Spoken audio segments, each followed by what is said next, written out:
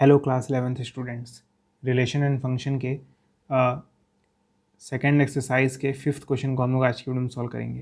Question है let A equals to this set, let R be the relation on A defined by A comma B belongs to A, B is exactly divisible by A, write R in roster form, find domain और range. Question में कह रहा है कि हमें एक set given है ए, ठीक है, तो मैं यहाँ पे वाला सेट लिख दे रहा हूँ। हमें क्वेश्चन में एक सेट गिवन है जिसके अंदर है 1 2 3 4 5 नहीं 6 नहीं 4 नहीं है 5 नहीं है, ठीक है। क्वेश्चन में कह रहा है रिलेशन जो इस तरह से डिफाइन है a comma b is exactly divisible by a, ठीक है। तो हमें रिलेशन के बारे में क्वेश्चन में बताया हुआ है कि रिलेशन किस तरह से है। रिलेशन है आपका a comma b is exactly divisible by a, और ए कॉमा बी जो है वो ये सही होना चाहिए, ठीक है। मतलब आपको ये जो ए है और ये जो बी है वो इसी सेट से लेना है। बी जो है वो एग्जैक्टली डिविजिबल होना चाहिए ए से, यानी ए बी को अगर डिवाइड करेगा तभी ऑर्डर पेयर आप बना सकते हैं। इस लाइन का मतलब क्या है बताइए। B is exactly divisible by a का मतलब क्या है कि ए बी को डिवाइड करना चाहिए तभी आप ऑर्डर पेयर लिखेंगे, ठीक है। तो मैं सेट को रोस्टर फॉर्म में लिखने जा रहा हूँ, देखिएगा कैसे लिखेंगे। मैं बताइए 1,2 लिख सकता हूँ नहीं, मैंने आपको अभी इसका मतलब समझाया है। B is exactly divisible by, ये मतलब क्या है कि पहला वाला दूसरे को डिवाइड करना चाहिए, यानी ए बी को डिवाइड करना चाहिए। तो 1 2 को डिवाइड करेगा, इसलिए 1,2 हम लोग इस सेट के अंदर लिखेंगे।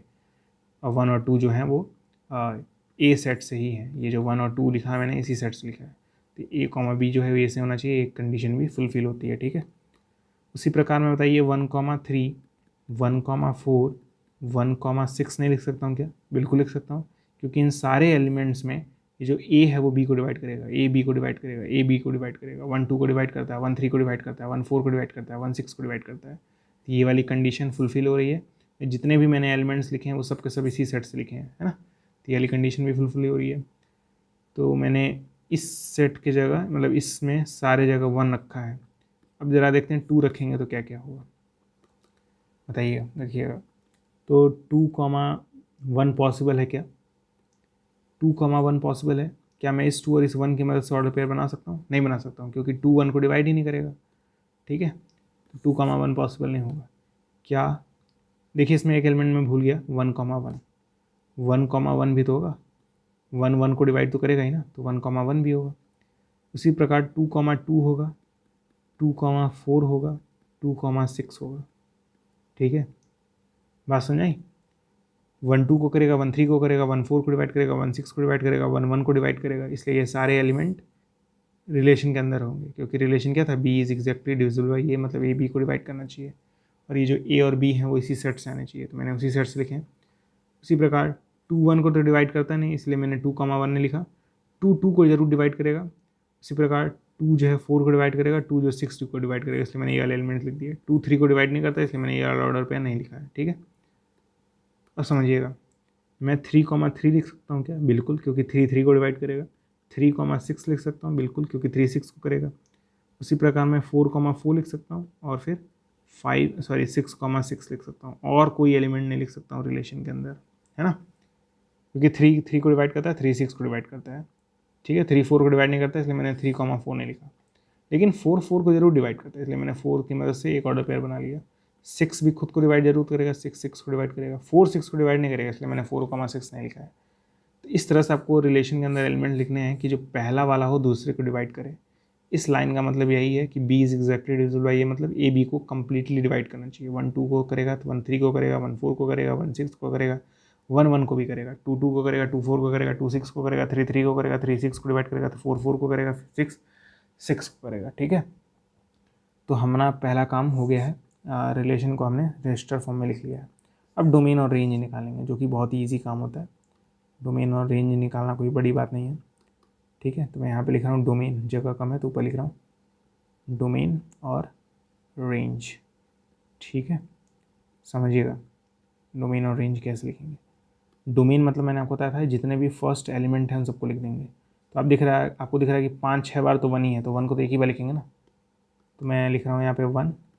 आपको दिख रहा है ये जो फर्स्ट वाले एलिमेंट में 2 भी है, 3 भी है, 4 भी है, 6 भी है, यानी डोमेन हमारा हो जाएगा 1 2 3 4 और 6।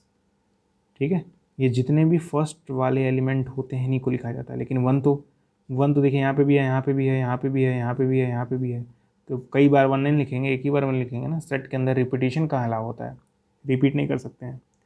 2 यहाँ पे भी है, यहाँ पे भी है, यहाँ पे भी है, तो एक ही बार मैंने 2 लिखा है। 3 देखिए यहाँ पे भी है, यहाँ पे भी है, इसलिए मैंने एक ही बार 3 लिखा है। 4 एक ही बार था इसलिए 4 लिख दिया। 6 एक ही बार था इसलिए 6 लिख दिया।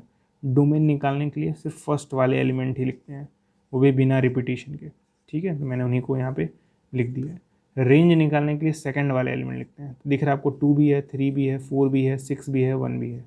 तो रेंज में क्या आ जाएंगे, 1 2 3 4 6 सारे तो आ जाएंगे, है ना, कोई छूटेगा थोड़ी ना।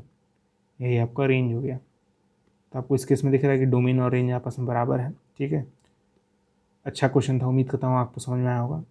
अगर आपको रेंज निकलना है तो सेकंड वाले एलिमेंट्स लिखा करिए, वो आपका रेंज हो जाएगा। डोमेन निकलना है तो फर्स्ट वाले एलिमेंट्स, वो भी रिलेशन से, ठीक है, वो भी ऑर्डर पेयर देख के। उम्मीद करता हूँ आपको आज का वीडियो समझ में आया होगा। समझ में आया तो वीडियो को लाइक जरूर करिएगा। ठीक है, आपको मैं होमवर्क दे रहा हूँ। होमवर्क है find codomain of this set, find codomain of this relation. ठीक है, मैं आपको ये हिंट दे रहा हूँ। क्वेश्चन में बोला है कि जो रिलेशन है वो ए पर डिफाइंड है, ऑन ए है। जब ऑन ए होता है उस केस में हम लोग रिलेशन को ऐसे लिखते हैं, ए से ए पर डिफाइन है। और इस केस में कोडोमेन क्या होता है, आप कमेंट बॉक्स में जरूर बताइएगा कोडोमेन क्या होगा। आज की वीडियो में इतना ही, मिलते हैं अगले वीडियो में, तब तक के लिए गुड बाय।